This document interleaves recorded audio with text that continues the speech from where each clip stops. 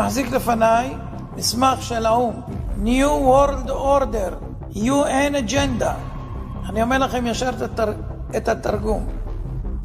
סדר עולמי חדש של האו"ם בין השנים 2021 עד 2030. לא תאמינו מה שתשמעו. תתכוננו. קחו אוויר, תנשמו, ואל תתייאשו, כי יש אלוהים למעלה. דבר ראשון, בין השנים האלה תהיה ממשלה עולמית אחת, מטבע עולמי חסר מזומנים, בנק מרכזי עולמי, צבא עולמי אחד, סוף הריבונות הלאומית,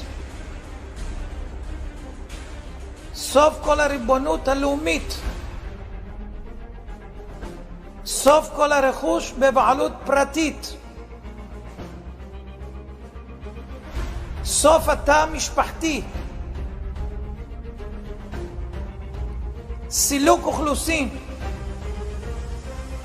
שליטה בגידול האוכלוסייה וצפיפות האוכלוסייה,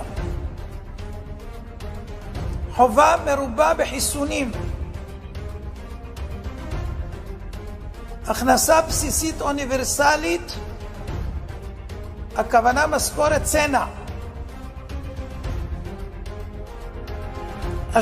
השתלת מיקרוצ'יפ לרכישה, נסיעות, מעקב ובקרה, יישום מערכת אשראי חברתית עולמית כמו שיש לסין,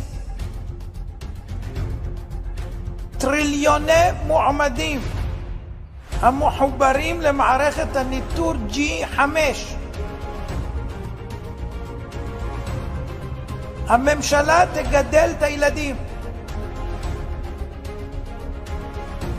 בתי ספר ואוניברסיטאות בבעלות ממשלתית, סוף התחבורה הפרטית, בעלות על המכוניות,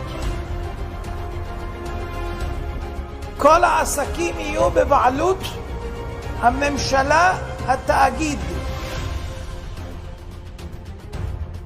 הגבלה על מה שלא חיוני בטיסות, בני אדם ירוכזו באזורי התיישבות אנושית, ערים, סוף ההשקיה, סיום המשק הפרטי החי והמרעה, סוף הבתים המשפחתיים, שימוש מוגבל בקרקע המשרתת צרכים אנושיים, איסור של תרופות טבעיות שאינן סינתטיות ורפואה נוטורופטית, בסוף דלק מאובנים. עד כאן המסמך. מי שמבין, אנחנו נתגעגע לפרעה.